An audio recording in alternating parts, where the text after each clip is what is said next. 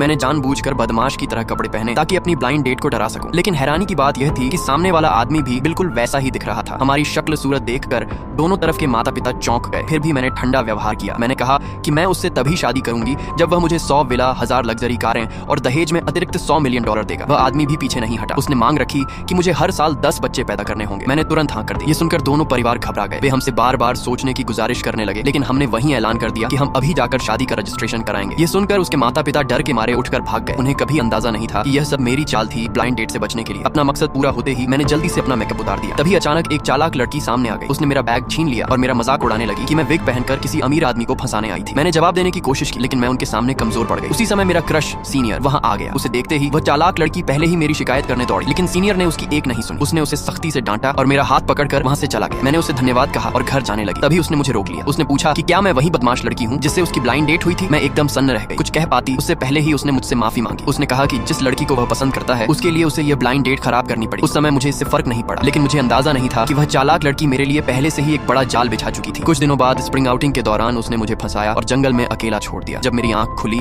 तो मैंने खुद को बंधा हुआ पाया। ऊपर से रात भी हो चुकी थी। मुझे लगा कि अब मुझे पूरी रात जंगल में ही बितानी पड़ेगी। तभी अचानक किसी के कदमों की आवाज आई। मैं डर के मारे चीख पड़ी, लेकिन राहत की बात यह थी कि वह सीनियर था। उसके द्वारा बचाए जाने के बाद मैंने अपनी घड़ी निकाली। मैंने पूरी घटना को गुप्त रूप से रिकॉर्ड किया था, लेकिन अगले ही पल मैं चौंक गई। रिकॉर्डिंग खराब हो चुकी थी। फिर भी मेरे लौट आने से वह चालाक लड़की पूरी तरह डर गई। मुझे डराने के लिए उसने दावा किया कि वह सबसे अमीर आदमी की बेटी है। तभी अचानक सच में वह अमीर आदमी उसकी ओर बढ़ता हुआ दिखाई दिया। जैसे ही वह लड़की घमंड महसूस करने लगी, उस अमीर आदमी ने आकर मेरा हाथ पकड़ लिया। यह देखकर वह चालाक लड़की डरकर भागने लगी, लेकिन पुलिस ने उसे तुरंत पकड़ लिया। इसके बाद सीनियर ने भी मौका देखकर मंच पर कदम रखा। उसने सबके सामने अपनी मंगेतर का परिचय देने की बात कही, लेकिन मैंने कभी नहीं सोचा था कि वह सीधे मेरी तरफ आएगा।